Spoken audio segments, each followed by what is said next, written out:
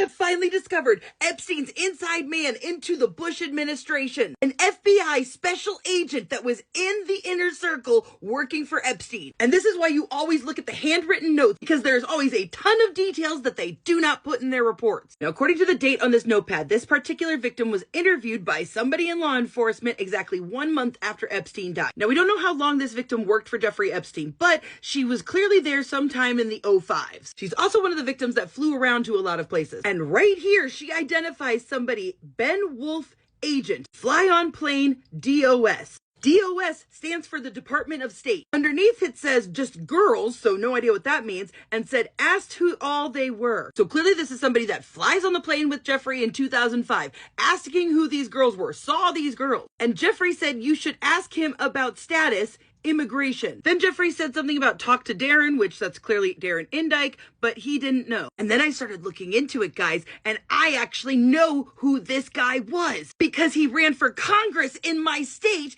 in 2018. His whole thing was he was marketing himself as a cannabis candidate, also as a former FBI agent, an Iraq veteran, and a presidential envoy with the U.S. State Department. He also claimed that he was one of the first FBI agents saving lives at the Pentagon on 9/11. He also claimed to be a professor of human rights at Roosevelt University. Well, it's definitely a good thing that Ben Wolf did not win his primary because his whole story started falling apart after people started digging. Wolf had claimed that he was a security and human rights attaché, but an agent in the State Department said there's no such thing as a human rights attaché. That role doesn't exist. A coworker of Wolf said that he was actually a special agent in the Diplomatic Security Service and law enforcement arm of the State Department. He also apparently publicly doxed a woman on his social media while he was running for Congress. Wolf also claimed that this woman had threatened his family, but now with this Epstein connection, I'm wondering if there was more to it than that, because that woman claimed that Ben Wolf physically and emotionally abused her, with other women making similar claims about his behavior, but they were afraid to speak out publicly because of fear of retaliation. Sounds familiar? And it turns out he wasn't even an actual FBI agent. He was a non-special agent, professional support employee at the FBI. Now, I looked it up just so I could get an idea of what that meant, and apparently it's more of like the IT, finance, HR, intelligence analyst, forensic scientist,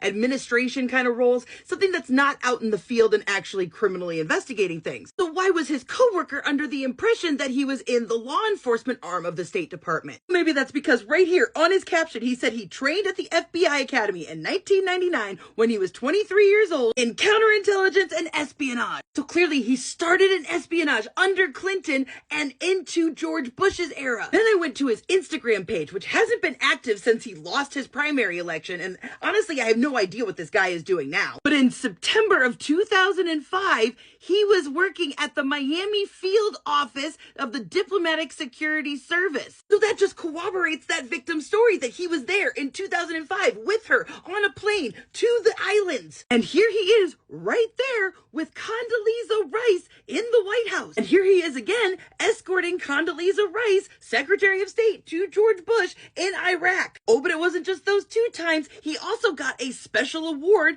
escorting Condoleezza Rice and protecting her while she was down on a humanitarian mission for Hurricane Katrina. And right here in 2010, signed by Hillary Clinton herself, he was assigned to the U.S. Department of State Foreign Services permanently. And yet he left this role the same year that Hillary Clinton did. As a side note, my YT page is officially up and running, y'all.